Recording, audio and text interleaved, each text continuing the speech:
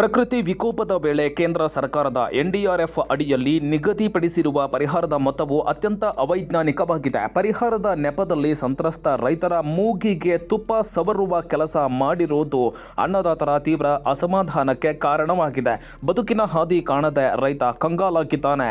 ಭದ್ರಾವತಿ ತಾಲೂಕಿನ ಹೊಳೆಹೊನ್ನೂರು ಹೋಬಳಿಯಲ್ಲಿ ಏಪ್ರಿಲ್ ಮತ್ತು ಮೇ ತಿಂಗಳಿನಲ್ಲಿ 2 ಬಾರಿ ಬೀಸಿದ ಭೀಕರ ಬಿರುಗಾಳಿಯಿಂದಾಗಿ ಸುಮಾರು 974 ಹೆಕ್ಟೇರ್ ತೋಟಗಾರಿಕೆ ಬೆಳೆಗಳು ನಾಶವಾಗಿವೆ. ಅದರಲ್ಲಿ 650 ಹೆಕ್ಟೇರ್ನಲ್ಲಿ 33%ಕ್ಕಿಂತ ಹೆಚ್ಚು ಹಾನಿ ಆಗಿದೆ. ಸುಮಾರು 12 ಲಕ್ಷಕ್ಕೂ ಅಧಿಕ ಅಡಿಕೆ ಮರಗಳು ನೆಲಕಚ್ಚಿವೆ. ಪ್ರತಿ ರೈತ ಕನಿಷ್ಠ 1 ರಿಂದ 5 ಸಾವಿರ ಅಡಿಕೆ ಮರಗಳನ್ನು ಕಳೆದುಕೊಂಡಿದ್ದಾರೆ. ಆದರೆ ಇವರಿಗೆ ಎನ್ಡಿಆರ್ಎಫ್ ಮಾನದಂಡದ ಅನ್ವಯ ಹೆಕ್ಟೇರ್ಗೆ 22,500 ರೂಪಾಯಿ ಪರಿಹಾರ ಸಿಗಲಿದೆ. ಬಿದ್ದ ಮರಗಳನ್ನು ಕಡಿದು ಹೊರಗೆ ಸಾಗಿಸೋದಿಕ್ಕೇನೆ ರೈತರು 50,000 ರೂಪಾಯಿಗಿಂತ ಹೆಚ್ಚು ಖರ್ಚು ಮಾಡಲಿದ್ದಾರೆ. ಈ ರೈತರು ಬೆಳೆ ವಿಮೆ ಭರಿಸಿದ್ದರೂ ಏಪ್ರಿಲ್ ಮತ್ತು ಮೇ ತಿಂಗಳ ಅಕಾಲಿಕ ಮಳೆ ಹಾಗೂ ಬಿರುಗಾಳಿಗೆ ಪರಿಹಾರ ನೀಡಲು ಬರೋದಿಲ್ಲ ಅಂತ ವಿಮಾ ಕಂಪನಿಗಳು ಸಬೂಬು ಹೇಳ್ತಾ ಇವೆ. ಪ್ರತಿಯೊಬ್ಬ ರೈತನಿಗೂ 3 ರಿಂದ 10 ಲಕ್ಷ ರೂಪಾಯಿವರೆಗೆ ನಷ್ಟ ಆಗಿರೋದ್ರಿಂದ ತಕ್ಷಣವೇ ವಿಶೇಷ ಪರಿಹಾರ ಘೋಷಿಸಬೇಕು ಅಂತ ರೈತರು ಹಾಗೂ ರೈತ ಸಂಘಟನೆಗಳು ಆಗ್ರಹಿಸಿವೆ. ಈಗ 2 ತಿಂಗಳ ಹಿಂದೆ ಅಕಾಲಿಕವಾಗಿ ಮಳೆ ಬಂತು. ನಮಗೆ ಮಳೆ ಆಗಿರೋದ್ರಿಂದ ಏನಾಗಿದೆ ಅಂದರೆ ಅಪಾರ ಪ್ರಮಾಣದಲ್ಲಿ ಅಡಿಕೆ ಮರಗಳು ಮತ್ತು ಬೆಳೆಗಳು ತುಂಬ ಹಾನಿಗೊಳಗಾಗಿದೆ. ಅದಕ್ಕೋಸ್ಕರ ನಮ್ಮ ಅಕ್ಕಪಕ್ಕ ದೂರದಂಥ ಈ ಹೊಳೆಲೂರು, ಮಂಗೋಟೆ, ಆನವಟ್ಟಿ, ನಾಗಸಮುದ್ರ ಈ ಕಡೆ ಎಲ್ಲ ಈ ಚನ್ನಗಿರಿ ಭಾಗದಲ್ಲಿ ಅರ್ಧ ಭಾಗ ಏನಾಗಿದೆ ಅಂದರೆ ಅಡಿಕೆ ಮರಗಳು ಸಿಕ್ಕಾಪಟ್ಟೆ ಹಾನಿಗೊಳಗಾಗಿದೆ. ಇದ್ರ ಬಗ್ಗೆ ಈ ಸರ್ಕಾರ ಏನು ಮಾಡಿದೆ ಅಂದರೆ ಪ್ರತಿ ಮರದಂಗೆ 17 ರಿಂದ 18 ರೂಪಾಯಿಗೋಸ್ಕರ ಆ ಥರ 22,000 ರೂಪಾಯಿ ಪ್ರತಿ ಹೆಕ್ಟೇರ್ಗೆ ಘೋಷಣೆ ಮಾಡಿದೆ. ನಾವು ಈ ರೈತರುಗಳು ಏನು ಮಾಡ್ತೀವಿ ಅಂದರೆ ಈಗ ಅದ್ರ ಮೇಲೆ ಡಿಪೆಂಡ್ ಆಗಿರ್ತೀವಿ. ಅದು ನಮಗೆ ಸಾಕಾಗೋದಿಲ್ಲ ಪರಿಹಾರ. ಇದ್ರ ಬಗ್ಗೆ ತಜ್ಞರ ಮುಖಾಂತರ ನೀವು ಪ್ರತಿನಿಧಿಗಳು, ಈ ಗ್ರಾಮೀಣ ಭಾಗದ ಪ್ರತಿನಿಧಿಗಳು ಇರ್ತಾರೆ, ಅವರು ಮತ್ತು ರೈತ ಸಂಘದ ಸದಸ್ಯರುಗಳು ಎಲ್ಲರನ್ನೂ ಒಗ್ಗೂಡಿಸಿ ನಮಗೆ ನಿಗದಿತ ಬೆಲೆ ನಮಗೊಂದು ಸರ್ಕಾರ ಪರಿಹಾರ ಒಳ್ಳೆ ರೀತಿಯಲ್ಲಿ ಕೊಡಬೇಕಾಗಿ ನೀವು ಸರ್ಕಾರದ ಮುಖಾಂತರ ನಾವು ರೈತರುಗಳು ಮನವಿ ಮಾಡ್ಕೊಳ್ತಾ ಇದ್ದೀವಿ. ಏಪ್ರಿಲ್ 26ನೇ ತಾರೀಕು ಬೀಸಿದ ನಾವೆಂದೂ ಕಂಡರಿಯದಂಥ ಬಿರುಗಾಳಿ ಆಲಿಕಲ್ ಮಳೆಯಿಂದ ಹೊಳೆಹೊನ್ನೂರು ಹೋಬಳಿ ಮತ್ತು ಕೂಡ್ಲಿಗೆರೆ ಹೋಬಳಿಯ ಸುಮಾರು 32 ಹಳ್ಳಿಗಳಲ್ಲಿ ಸಂಪೂರ್ಣ ಸರ್ವನಾಶ ಆಗಿದೆ. ನಾವು ಎಂದೂ ನೋಡಿಲ್ಲ ಈ ರೀತಿಯಾದಂಥ ಹಾನಿ. ಸುಮಾರು ಮನೆಗಳು ಬಿದ್ದು ಹೋಗಿದ್ದಾವೆ. ವಾಸ ಮಾಡಲಿಕ್ಕೆ ಜನರಿಗೆ ದಾರಿ ಇಲ್ಲದೆ ಶಾಲೆಗಳಲ್ಲಿ ಗಂಜಿ ಕೇಂದ್ರ ಪ್ರಾರಂಭ ಮಾಡಿದ್ದಾರೆ. ಪೂರ್ತಿ ಜಾನುವಾರುಗಳು ಸತ್ತೋಗಿದ್ದಾವೆ. ಒಟ್ಟು 11,35,000 ಅಡಿಕೆ ಮರಗಳು ಸಂಪೂರ್ಣ ನೆಲಕ್ಕುರುಳಿದ್ದಾವೆ. ತೆಂಗಿನ ಮರಗಳು ನೆಲಕ್ಕುರುಳಿದ್ದಾವೆ. ಬಾಳೆ ಸಂಪೂರ್ಣ 100 ಎಕರೆ ಬಾಳೆ ನಾಶ ಆಗಿದೆ. ಇವತ್ತು ರೈತನ ಬದುಕು ಸಂಪೂರ್ಣ ಸರ್ವನಾಶ ಆಗಿದೆ. ಸರ್ಕಾರ SDRF NDRF ಏನು ಮಾರ್ಗಸೂಚಿ ಇದೆ ಅದರ ಪ್ರಕಾರ 1 ಎಕರೆ ತೋಟದ ಬೆಳೆಗಳಿಗೆ 22,500, 1 ಎಕರೆಗೆ 9,000, 9,000 1 ಎಕರೆಗೆ 548 ಕೂಡ ಮರ ಬಾಗಿಸಿದ್ರೆ 16 ರೂಪಾಯಿ ಬರುತ್ತೆ. ಇವತ್ತು 16 ರೂಪಾಯಿದಂತೆ ಒಂದು ಅಡಿಕೆ ಮರಕ್ಕೆ ಲೆಕ್ಕ ಹಾಕ್ಕೊಂಡು ಕೂತಿದ್ದಾರೆ. ಸಾಗವಾನಿ ಮರಕ್ಕೇನೂ ಲೆಕ್ಕ ಇಲ್ಲ, ತೆಂಗಿನ ಮರಕ್ಕೆ ಲೆಕ್ಕ ಇಲ್ಲ. ನಾವಿವತ್ತು ಸರ್ಕಾರಕ್ಕೆ ಅವತ್ತು ಕೂಡ ಒತ್ತಾಯ ಮಾಡಿದ್ದೀವಿ, ಇದನ್ನು ವಿಶೇಷ ಪ್ರಕರಣ ಅಂತ ಪರಿಗಣನೆ ಮಾಡಬೇಕು. ಇಲ್ಲಾಂದರೆ NDRF SDRF ಮಾರ್ಗಸೂಚಿಯ 10 ಪಟ್ಟು ಪರಿಹಾರ ಕೊಡಬೇಕು. ಏನು ಬಿದ್ದೋದ ಮನೆಗಳಿಗೆ 5 ಲಕ್ಷ ಕೊಡಬೇಕು. ಇವತ್ತು 1 ಎಕರೆ ರೈತನಿಗೆ ಕನಿಷ್ಠ 50,000 ರೂಪಾಯಿನಾರು ಕೊಡಬೇಕು. ಈಗ ಒಂದು ಮರ ಬೆಳೆಸಲಿಕ್ಕೆ ಲಕ್ಷಾಂತರ ರೂಪಾಯಿ ಖರ್ಚು ಬರುತ್ತೆ. ಅಡಿಕೆ ಮರ, ತೆಂಗಿನ ಮರ ಬೆಳೆಸಲಿಕ್ಕೆ. ಅಡಿಕೆ ಮರ ಏನು ಬಿದ್ದೋಗಿದೆ ಆ ವರ್ಷದ ಫಸಲು 3 kg ಅಡಿಕೆ ಅಂದ್ರೂ 1,500 ರೂಪಾಯಿ ಬರುತ್ತೆ.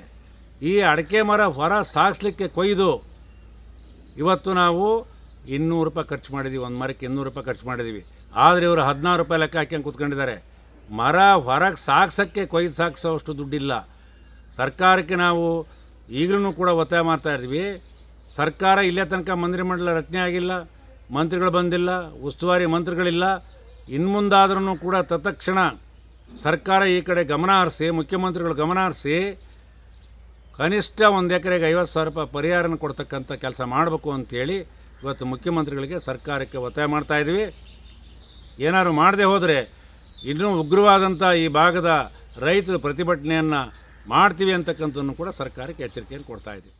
20 ವರ್ಷದಷ್ಟು ಹಳೆಯದಾದ NDRF ಅವೈಜ್ಞಾನಿಕ ನಿಯಮ ಮತ್ತು ಮಾನದಂಡಗಳನ್ನು ಬದಲಾಯಿಸಿ ಪರಿಹಾರದ ಮೊತ್ತವನ್ನು ಹೆಚ್ಚಿಸಬೇಕು ಅಂತ ರೈತ ಸಂಘಟನೆಗಳು ನಿರಂತರವಾಗಿ ಆಗ್ರಹಿಸುತ್ತಿವೆ. ಆದರೆ ಪ್ರಸ್ತುತ ಜಾರಿಯಲ್ಲಿ ಇರುವ NDRFನ ಪರಿಹಾರ ಮಾನದಂಡಗಳು 20 ವರ್ಷಗಳಿಗೂ ಹಳೆಯದಾಗಿದೆ. ತೋಟ ಸಂಪೂರ್ಣ ನಾಶವಾದರೆ ಒಂದು ಅಡಿಕೆ ಮರಕ್ಕೆ ಕೇವಲ 17 ರೂಪಾಯಿ ಪರಿಹಾರ ನಿಗದಿ ಮಾಡಲಾಗಿದೆ. 33% ಹೆಚ್ಚು ಅಥವಾ ಸಂಪೂರ್ಣ ತೋಟ ನಾಶವಾದರೂ 2 ಹೆಕ್ಟೇರ್ಗೆ ಸೀಮಿತ ಆಗುವಂತೆ ಗರಿಷ್ಠ 22,500 ರೂಪಾಯಿ ಮಾತ್ರ ಪರಿಹಾರ ನಿಗದಿಪಡಿಸಲಾಗಿದೆ. ಇನ್ನು 1 ಹೆಕ್ಟೇರ್ನಲ್ಲಿ 33% ಕಡಿಮೆ ಅಂದರೆ ಸುಮಾರು 100 ಅಡಿಕೆ ಮರಗಳು ಮುರಿದು ಬಿದ್ದರೂ ಕೇವಲ 2,500 ರೂಪಾಯಿ ಪರಿಹಾರ ನೀಡಲಾಗ್ತಾ ಇದೆ. ಈ ಕುರಿತು ಪ್ರತಿಕ್ರಿಯೆ ನೀಡಿರುವ ಶಿವಮೊಗ್ಗ ಜಿಲ್ಲಾಧಿಕಾರಿ ಪ್ರಭುಲಿಂಗ ಕವಳೆಕಟ್ಟಿ ಅವರು, ಸದ್ಯ NDRF ನಿಯಮದಂತೆಯೇ ಪರಿಹಾರ ನಿಗದಿ ಮಾಡಲಾಗಿದೆ. ಆದರೆ ಹಾನಿಯ ತೀವ್ರತೆ ಹೆಚ್ಚಿರೋದ್ರಿಂದ ಸಂತ್ರಸ್ತ ರೈತರಿಗೆ ವಿಶೇಷ ಪ್ಯಾಕೇಜ್ ಘೋಷಣೆ ಮಾಡುವಂತೆ ಸರ್ಕಾರಕ್ಕೆ ಈಗಾಗಲೇ ಪ್ರಸ್ತಾವನೆ ಕಳುಹಿಸಿಕೊಟ್ಟಿದ್ದೇವೆ ಅಂತ ತಿಳಿಸಿದ್ದಾರೆ. ಶಿವಮೊಗ್ಗ ರೂರಲ್ ಮತ್ತು ಭದ್ರಾವತಿ ಪ್ರದೇಶಗಳಲ್ಲಿ ಏಪ್ರಿಲ್ ಮತ್ತು ಮೇ ತಿಂಗಳಲ್ಲಿ ಮಳೆ ಮತ್ತು ಗಾಳಿಯಿಂದ ಕೆಲವು ಪ್ರದೇಶಗಳಲ್ಲಿ ತೋಟಗಾರಿಕೆ ಬೆಳೆಗಳ ಹಾನಿಯಾಗಿತ್ತು. ಏಪ್ರಿಲ್ ತಿಂಗಳಲ್ಲಿ ನಮಗೆ ಒಟ್ಟಾರೆ 514 ಹೆಕ್ಟೇರ್ ಹಾನಿಯಾಗಿತ್ತು ತೋಟಗಾರಿಕಾ ಬೆಳೆ ಪ್ರದೇಶ. ಅದರಲ್ಲಿ 33%ಗಿಂತ ಹೆಚ್ಚು ಹಾನಿಯಾಗಿರ್ತಕ್ಕಂಥ ಪ್ರದೇಶ 434 ಹೆಕ್ಟೇರ್. ಅದೇ ರೀತಿ ಮೇಯಲ್ಲಿ ಮತ್ತೆ 460 ಹೆಕ್ಟೇರ್ ಒಟ್ಟಾರೆ ಹಾನಿಯಾಗಿದೆ. ಅದರಲ್ಲಿ 33%ಗಿಂತ ಹೆಚ್ಚಿನ ಹಾನಿಯಾಗಿರ್ತಕ್ಕಂಥ ಪ್ರದೇಶ 216 ಹೆಕ್ಟೇರ್ ಆಗಿರ್ತದೆ. ಸೊ ಯಾಕೆ ಅಂತ ಹೇಳಿದ್ರೆ ಈ 33%ಗಿಂತ ಹೆಚ್ಚು ಹಾನಿಯಾಗಿರ್ತಕ್ಕಂಥ ಪ್ರದೇಶಗಳಿಗೆ ಮಾತ್ರ ನಾವು ಪರಿಹಾರವನ್ನು ಕೊಡೋದಕ್ಕೆ SDRF ನಾಮ್ಸಲ್ಲಿ ಅವಕಾಶ ಇರೋದ್ರಿಂದ ಆ ರೀತಿ 33%ಗಿಂತ ಹೆಚ್ಚು ಹಾನಿಯಾಗಿರ್ತಕ್ಕಂಥ ಪ್ರದೇಶಗಳ ಉಲ್ಲೇಖವನ್ನು ನಾವು ತಗೊಳ್ತೀವಿ. ಇಲ್ಲಿ ಹಾನಿಯಾಗಿರ್ತಕ್ಕಂಥ ಪ್ರದೇಶಕ್ಕೆ ನಮ್ಮ ನಾಮ್ಸ್ ಪ್ರಕಾರ 1 ಹೆಕ್ಟೇರ್ಗೆ 22,500 ರೂಪಾಯಿಗಳನ್ನು ನಮಗೆ ಕೊಡೋದಕ್ಕೆ ಅವಕಾಶ ಇದೆ.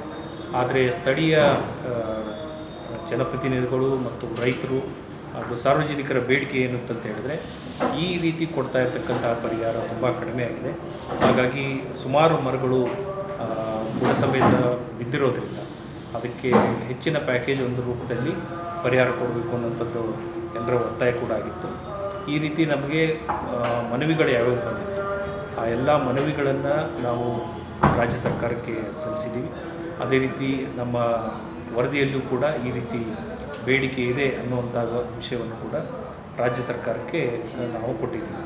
ಇಲ್ಲಿ ಏನಾಗ್ತದೆ, ಪರಿಹಾರ ಅಂತ ಒಂದು ಪೋರ್ಟಲಲ್ಲಿ ಹಾನಿಯಾಗಿರ್ತಕ್ಕಂಥ ಎಲ್ಲ ಪ್ರದೇಶದ ವಿವರವನ್ನು ನಾವು ಈಗಾಗಲೇ ನಮೂದಿಸಿದ್ವಿ. ಅದರಲ್ಲಿ ಮನೆ ಹಾನಿಯಾಗಿರ್ಬೋದು, ಬೆಳೆ ಹಾನಿಯಾಗಿರ್ಬೋದು, ಈ ಎಲ್ಲ ವಿಷಯಗಳನ್ನು ನಾವು ಪೋರ್ಟಲಲ್ಲಿ ಆಗಲೇ ದಾಖಲೆಯನ್ನು ಮಾಡಿದ್ದೀವಿ. ಸಂಪೂರ್ಣವಾಗಿ ದಾಖಲೆ ಪ್ರಕ್ರಿಯೆ ಮುಗಿದಿದೆ. ಇದಾದ ನಂತರ ರಾಜ್ಯ ಸರ್ಕಾರದಿಂದ ಅನುದಾನ ಬಿಡುಗಡೆಯಾದಂಥ ಸಂದರ್ಭದಲ್ಲಿ ಇಮಿಡಿಯೇಟಾಗಿ ಯಾರು ಸಂತ್ರಸ್ತಿದ್ದಾರೆ ಅವರ ಅಕೌಂಟಿಗೆ ನೇರವಾಗಿ ಪರಿಹಾರವನ್ನು ಜಮೆ ಮಾಡುವಂಥ ಕೆಲಸವನ್ನು ಕೂಡ ತುರ್ತಾಗಿ ಮಾಡ್ತೀವಿ. ಒಟ್ಟಾರೆ ಅಕಾಲಿಕ ಮಳೆಯಿಂದ ಲಕ್ಷಾಂತರ ರೂಪಾಯಿ ಮೌಲ್ಯದ ತೋಟ ಕಳೆದುಕೊಂಡ ರೈತ ಇದೀಗ ಸರ್ಕಾರದ ಅತ್ಯಲ್ಪ ಪರಿಹಾರ ನೋಡಿ ಕಣ್ಣೀರು ಹಾಕ್ತಾ ಇದ್ದಾರೆ. ಏನಾದರೂ ಸರ್ಕಾರ ಎಚ್ಚೆತ್ತುಕೊಂಡು ತಕ್ಷಣವೇ ವಿಶೇಷ ಪ್ಯಾಕೇಜ್ ಘೋಷಣೆ ಮಾಡುವ ಮೂಲಕ ರೈತರ ಬದುಕಿಗೆ ಆಸರೆ ಆಗಬೇಕಾಗಿದೆ. Veeresh G Hosur, public next, Shivamogga.